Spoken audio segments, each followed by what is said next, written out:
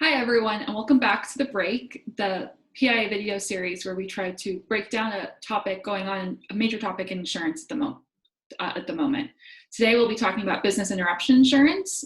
My name is Clare Irvine. I'm the Government Affairs Counsel for PIA, and joining us is our expert on business interruption, Brad Lachut.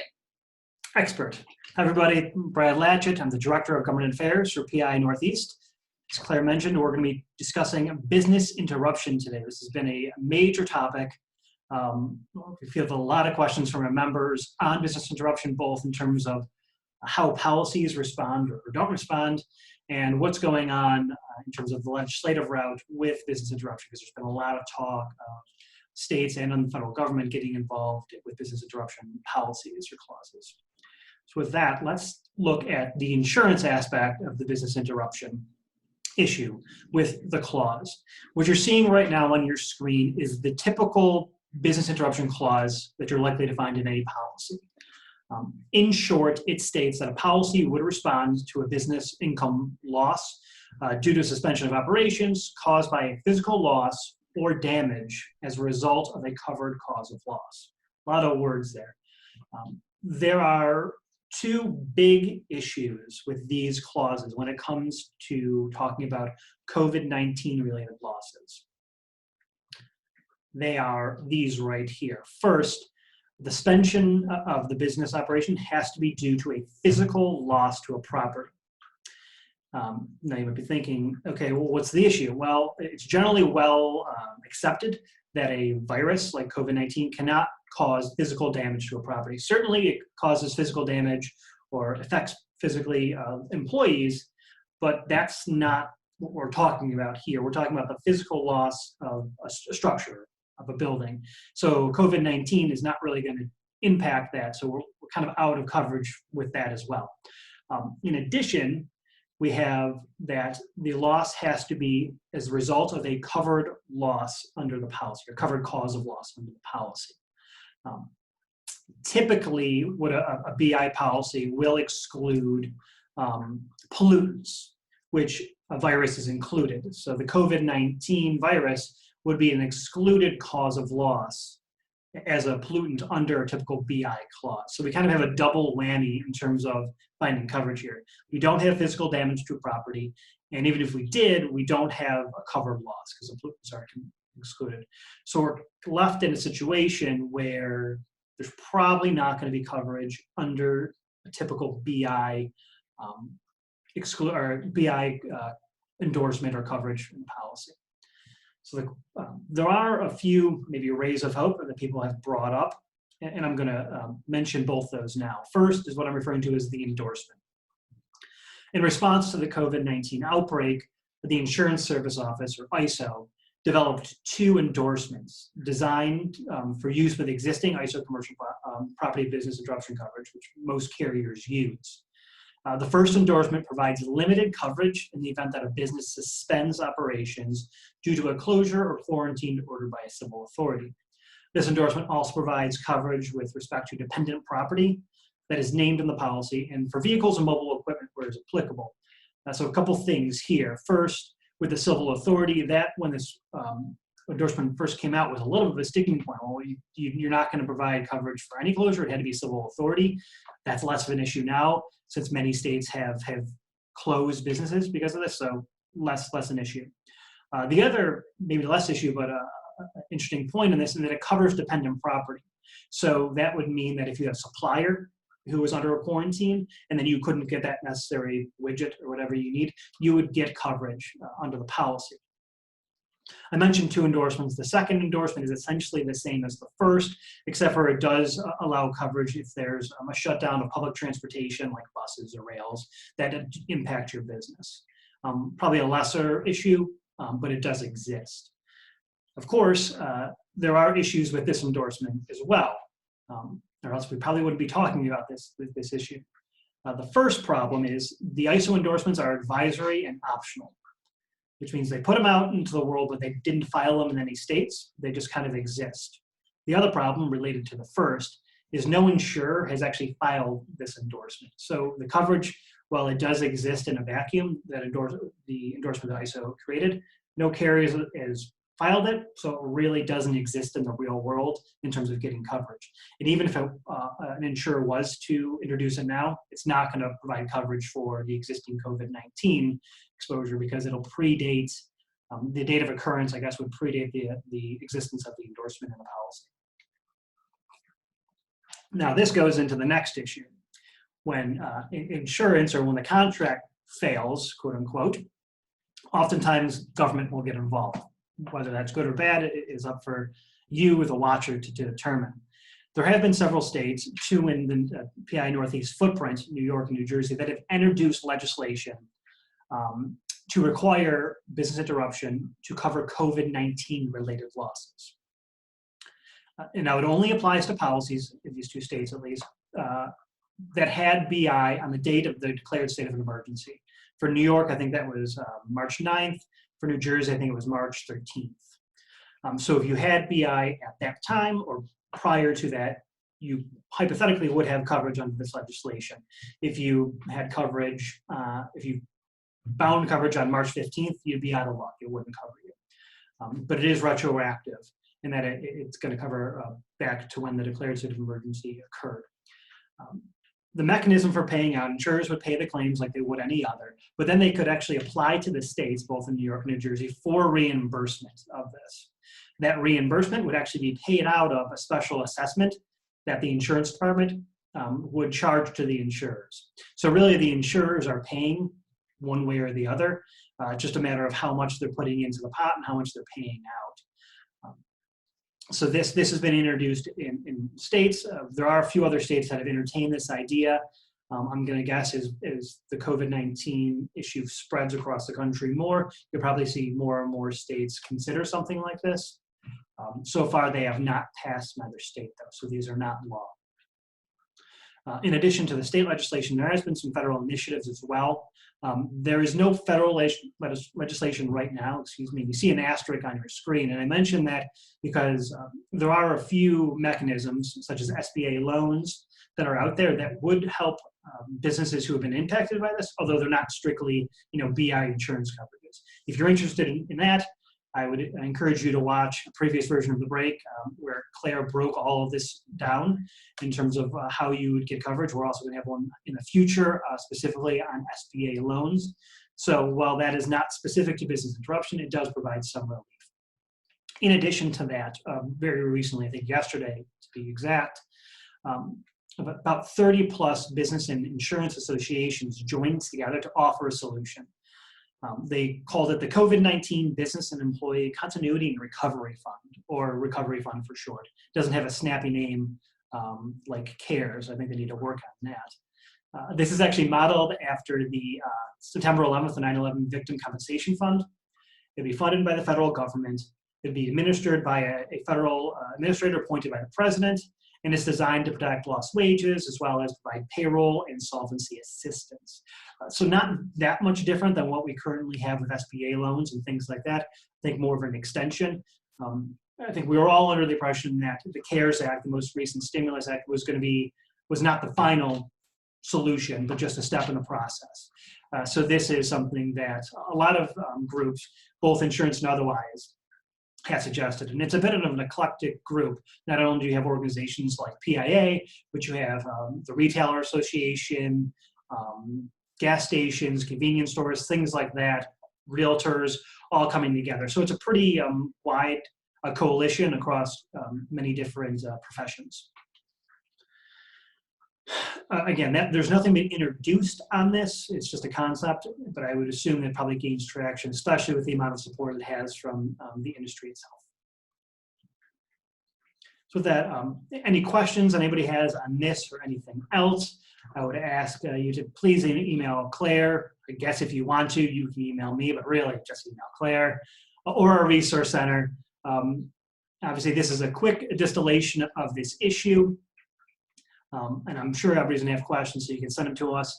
At this point, we are going to transition over into the geeky portion of the break, where we're really kind of going to get into the weeds of the policy and also some legislation stuff. So if you're not interested in that, and I don't know why you wouldn't be, you can stop right now.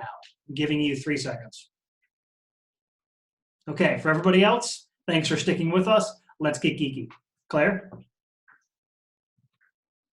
You are muted, Claire. Usually it's Sorry, muted. No, it's cool. still getting used to this, but so one of the big questions is that most policies don't cover these COVID-19 related losses, as you said.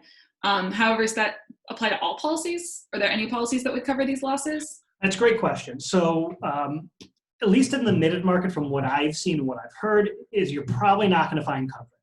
I have heard is that there are some policies in the E&S or excess and surplus lines that will provide coverage, who have provided coverage. So I would encourage all producers to look at their policies, especially if they have E&S policies, to see if there's coverage in place. The worst case is you spend a couple minutes, you see that there's no coverage. Best case, you find it and you're a hero to your client. Yeah, definitely a hero if you can find that coverage. Mm-hmm. So beyond checking if there's, for most producers, when they find that there's no coverage for these BI-related claims, what should they be doing and how should they be communicating it with clients? Another great question, one that we get a lot. So what I've been telling clients is, our members to tell their clients is that they should submit these claims. As we stated throughout this break, there's probably not coverage. However, submitting the claim does have advantages, even if there's not coverage. One, there's not coverage today, right? Things could change. We just talked about legislation that could change this. There's also could be court cases that change this. Oftentimes, when there's a crisis, courts become very sympathetic to policyholders, and contracts can be a little bit more flexible. So this could change. I'm not saying it will, I'm just saying it could. So by submitting a claim now, you do two things. One, you preserve your place of mind, so to speak. So if there is kind of an opening of the floodgates, your client has the claim and it might get paid on it. Second, you preserve any sort of rights you might have or prevent any notice issues that if you wait until 3 months from now or 6 months from now to submit a claim, the carrier says, sorry, you didn't provide timely notice, we're not going to cover the claim. That would be kind of a real kick in the gut. So submitting the claim now does have some real advantages. Yes, and I'll just note with the, Brad mentioned the September 11th Victims Compensation Fund. Part of the goal of that was actually to reduce the number of lawsuits, because anyone making a claim through the fund could then not sue like the airlines. And because for that exact reason, if it goes to courts, they're sympathetic, and that can be very bad for the businesses, who particularly who have to pay the claim. And with the companies kind of trying to respond, do you think any of them are going to take these ISO endorsements and actually file them for future policies, start adding them on? Yeah, I think it's highly unlikely, at least in the short term. I can't imagine an insurer wanting to step into the waters right now and offer COVID coverage because it just doesn't make sense. I mean, obviously, we're all sympathetic to businesses that are closed and are losing money, but insurance carriers, I don't see that they're going to get this endorsement and provide coverage right now. That said, I think long term, we almost certainly will see coverage for this going forward. Think about terrorism coverage after 9/11 or private flood insurance after Sandy. Now, given there's government protections in place for both of those kind of coverages, and I wouldn't be surprised if we see some sort of TRIA for COVID, if you will, in the future that would cover future pandemics. Hopefully those don't occur, but if they do. That said, to your question, I think carriers will offer this coverage long term as soon as they figure out, the law structure and how to, word endorsements and things like that. But unfortunately, it doesn't help us very much right now. Yeah, one thing to note with TRIA and flood insurance is that both of those offer protection. Both of those are risks that affect entire communities, as opposed to something like a house fire or burglary or auto insurance where it's randomized. And pandemic is that on a much larger scale because, as you said, it's affecting every state. Yeah, that's a really good point. On the flood insurance, during Sandy, we saw that a lot of carriers who had coverages, located in Long Island or Jersey just were hit really hard. So now they've started to kind of diversify. So I think that if you make a good point of you can't really diversify in a pandemic, it hits everybody. So to that point, I guess we'll see what happens. Yeah, it just makes it a different risk than your standard auto or homeowners policy or standard small business policy. And kind of going into kind of the risk based on states you mentioned that there's several bills, particularly in New York and New Jersey. Do you have any thoughts about their viability going forward? Yeah, before I answer, let me start with a caveat. Things change quickly when we're dealing with COVID and pandemics, right? Especially in the legislature dealing with the crisis, they want to be responsive to their constituents, and a lot of them don't have a great knowledge of insurance, no offense. So things can change. But as of now, as we're sitting, I don't think either of these bills are viable. In New Jersey, there was a lot of initial excitement on this bill, a lot of articles written. It was introduced, passed through committee, and scheduled for a vote the same day, which is fairly unheard of when you're talking about legislation. It requires special votes and a lot of mechanisms. At the last second, it was pulled from the calendar, though, and was not voted on by the full assembly. Since that time, I think the interest has waned a little bit in terms of legislators, certainly not in the community. I think this is chiefly due to industry opposition to this bill. Yeah. Well, I'll just note too that I remember that day where it was moving really, really fast. And I also remember actually being in an office talking to people in offices, so just as an idea of how, and being able to go to a restaurant that evening. So just as an idea of how much the world has changed. I know. I'm sure it was like a week or two ago. It was only a couple of weeks ago, but it feels like a different era. I keep seeing the memes on social media of people showing March 1st, and it was them as a baby, and then March 31st, and them as an old person, right? And it's that's exactly right, because it's wait, what day is it? It's April 1st? How has it only been a month? Yeah, and I just note that for the fact that it moved through really quickly that day, but the world and the situation for businesses in particular has drastically changed since that day. Yeah. So on the New York legislation, all COVID-related issues have to go through the leadership there. And by that, I mean Governor Cuomo and the leader in the Senate and the Assembly. The sponsor of this legislation is not in the leadership, so it faces an uphill battle just right there. Along the same lines, nothing is going to get done right now on COVID without Governor Cuomo's blessing. Anyone who has watched the news is probably well aware that Governor Cuomo, whatever you think of him, has really risen to the occasion. I've talked to several people who start off their sentence saying, I'm not a fan of Cuomo, but he's really doing a great job now. And that seems to be the consensus. Regardless of your politics, he seems to really has risen to the occasion with COVID. His approval ratings commensurately are sky high, and he probably has more political capital now than he has ever in his entire governorship. As of now, he has given no indication that he's interested in this particular issue. That could change, of course, but right now, if he has no interest, it's not going anywhere. So that's where we are in New York. Yeah. I don't see that happening, especially with the federal coming into play. If the federal government was to apply, Cuomo has said repeatedly he wants the federal government to kind of take control, because we need to have a 50-state solution, not piecemeal. So I think that if the federal government were to do something, he would cede authority to them, if you will. Yes. Well, so another question for kind of the state legislations is they're effectively trying to alter the insurance contracts. Insurance is part of contractual law. Yeah. Will that face a court challenge?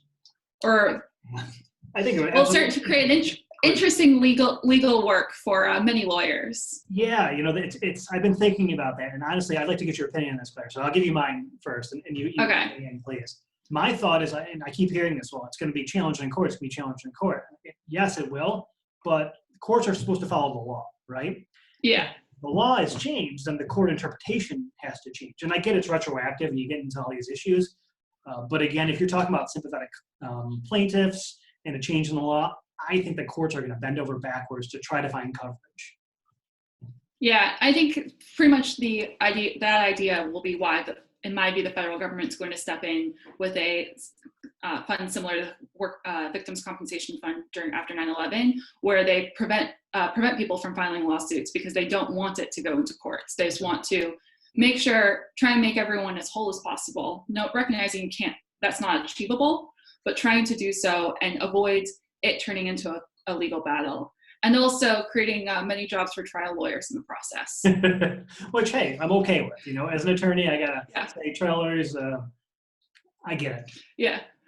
Yeah, but it's bad PR for lawyers. I'd much rather have lawyers be the heroes than the fighting in courts for years and then taking a third of the or something. We want those kind of attorneys, not like the guy who's chasing after the ambulance. Yeah. Yes. So it'll be interesting to see what goes forward. It's really very important for businesses, but from the least important aspect is the interest for legal nerds. Or those who are really interested in obscure movies from 20 years ago that Matt Damon was in. I think that's just you. Yeah, that's really just a group of one. Yeah. Yeah. Okay, so I think we're pretty much set. Again, this is an ongoing issue, so if you have questions either on what's going on today or you watch this in a week and have questions about where it's going, just shoot Brad or I an email or the Resource Center, and keep an eye on the PI webpage and our other resources for future updates. We'll be making more of these videos on other topics because there's so much going on at the moment, particularly related to insurance and businesses. Yep. Wait for our one on the Rainmaker with Matt Damon. That one might get kicked down to when social isolation has become very extreme. Hey, listen, we all need content. Eventually, Netflix is going to run out of things. You can only watch the Tiger King so many times, right? Yeah, very true. Goes Joe Exotic. Well, thanks, Claire. I appreciate it. Thank you, everybody, for joining us today. And hopefully everybody now goes and watches the Tiger King or Rainmaker. And, stay safe out there or in there. Yep. Bye, everybody. Bye.